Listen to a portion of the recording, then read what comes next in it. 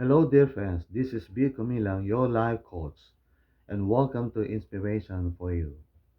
Today, I'll be sharing with you an inspirational message titled Be a Source of Encouragement. Encouragement is a positive word, and from the word encouragement, we can draw the word encourage.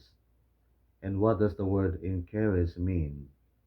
It means to give support, to give confidence, to give hope to someone, to hearten, palakasin ang puso ng isang tao.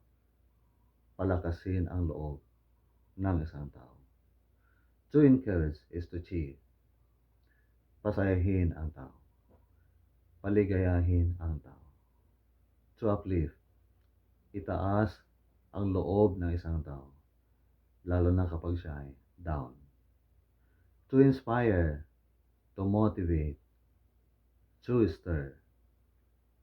Lalo na kapag ang tao yan ay natutulog at ayaw na niyang gawin ang kanyang magandang na simula. Ang kailangan ng taong iyan ay encouragement, motivation, inspiration. Marahil ang taong iyan ay nasa loob ng tahanan.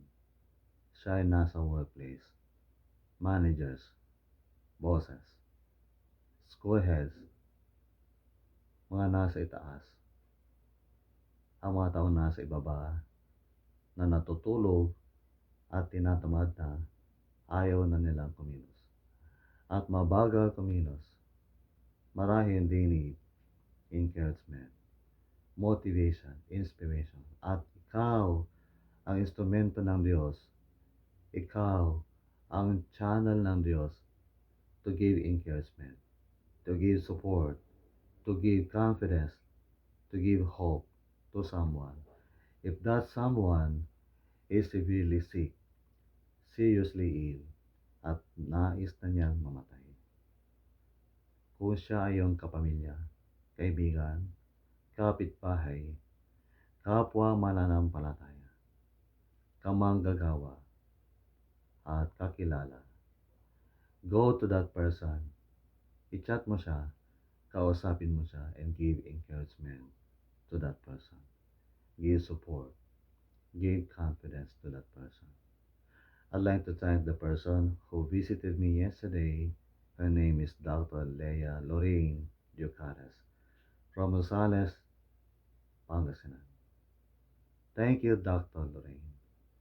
Your presence and words of inspiration and encouragement gave me moral support yesterday. Those words deeply encouraged me to keep on, to continue to do what I have been doing for God in the ministry, to continue to motivate people, to keep doing what they have been doing in this life, to keep doing the things that will make their lives better. Thank you, Dr. Leah. Thank you, Anna. And thanks to all the people who visited me in Baguio General Hospital and to all the people who visited me here in our home. And thanks to all people who approached me and said, I am blessed. You are a blessing to me. And thanks to all the people who chatted me and said, your message today motivated me, blessed me. Thanks to you, Pastor. Keep doing what you have been doing for us because God has been blessing many people through you. Mabuhay ka, Pastor. Keep doing your work in the ministry. Magpatuloy ka sa iyong ginagawa. Maraming nabibless through you. And my number one encourager is my wife. Her name is Alona Santiago Kumilang. Number two, my mother. And number three, my children. Number four, my siblings and their family. Number five, my church family. Number six, my friends. Number 7, all other people surrounding me. They are my colleagues, former co-workers, my former students, my classmates, my neighbors, all my associates, lahat ng aking kakilala, lahat ng aking mga Facebook friends. Thanks to all of you, for God used you to deeply encourage me. Thank you and thank you. Maraming salamat sa inyo lahat. Now, ways of giving encouragement to people. Number 1, encourage people who have done smallest effort. Yung naglinis pero dahil naglinis siya, naging maganda ang venue. Huwag nating sabihin, naglinis lang siya. So yung naglinis, mga kaibigan, I appreciate natin. They need also encouragement para magpatuloy sa kanilang ginagawa, di ba? We should encourage them. Ang ganda na yung ginawa, ang ganda ng decoration. Thank you. Para siya ay ma-encourage na ipagpatuloy ang kanyang ginagawa. Ang sarap na niluto mo, kahit hindi masyadong masarap, at least nasabi mong masarap. Di ba? Para magpatuloy siya sa kanyang ginagawa. What else? Stop saying negative words, but keep saying positive words.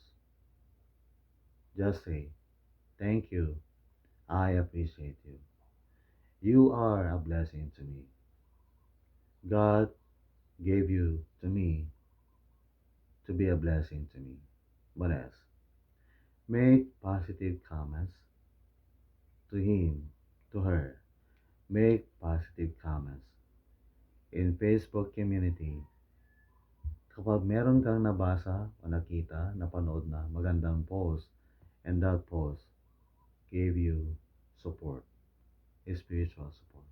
Like this, kapag nakatulong sa iyo, ang video ito at nakapagbigay ito ng liwanag sa iyong damdamin, liwanag sa iyong isipan, nakapagpalakas ng iyong loob, kaibigan, maaari kang mag-comment positively para ako naman ay ma-encourage na ipagpatuloy ang aking ginagawa. Kaya maraming salamat sa mga taong nagko-komento nagka-comment ng positibo at nagsasabi, I am blessed. Thank you, Pastor, for this video. Thank you for this message. Ipagpatuloy mo ang iyong ginagawa. I will use this in my ministry. Gagamitin ko ito sa aking ministry. Ituturo ko ito sa mga tao. I am going to use this in my preaching ministry. Thank you, Pastor. So maraming salamat sa mga taong nagsasabi ng ganoon sa akin. So kaibigan, kahit hindi na sa akin, gawin mo sa iba sapagkat ang mga positive comments like those can give encouragement to people. They can give motivation, inspiration to people to keep doing what they are doing for God's glory. Thank you so much. Now in closing, I'd like you to hear this song sung by Gary Valenciano. Natutulog ba ang Diyos? Thank you, Gary V. And credit to the owner of the music.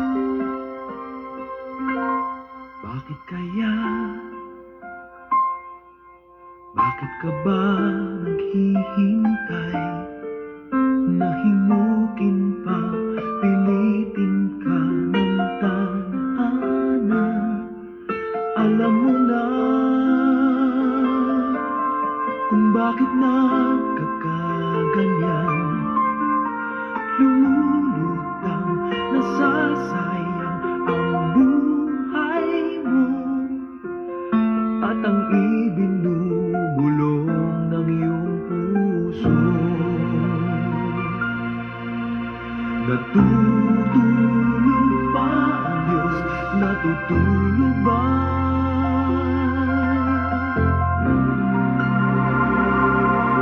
At ikaw ay agad sumusuko, konting hirap at munting pagsubok lamang. Bakit ganyan? Nasaan ang iyong tapang? Naduduwag, nawawalan ng pag-asa, at iniisip na natutulog pa. Natutulog ba ang Diyos? Natutulog ba?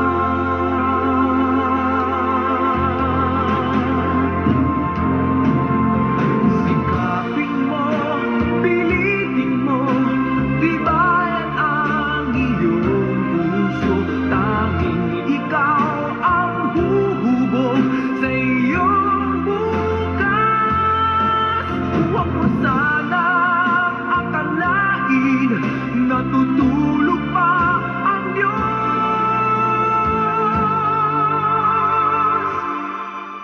Ang buhay mo ay mayroong halaga sa Kanya. Ang buhay mo ay mayroong halaga sa Kanya. Kaibigan, ang buhay mo ay mayroong halaga sa Diyos. Huwag mo sanang akalain kapag meron kang problema, suliranin. Merong seryosong karamdaman na natutulog ang Diyos. Sapagkat ang buhay mo ay mayroong halaga sa Kanya, kaibigan.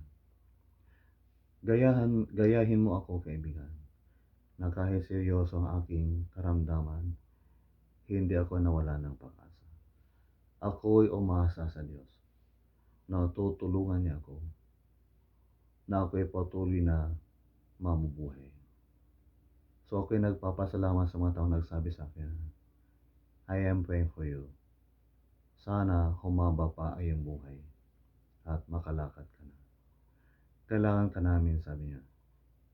Kailangan namin ang iyong mga words of inspiration, words of motivation, words of encouragement para kami magpatuloy na maging malakas. Maraming salamat sa iyo, kaibigan. There are two kinds of encouragement. Number one, verbal encouragement.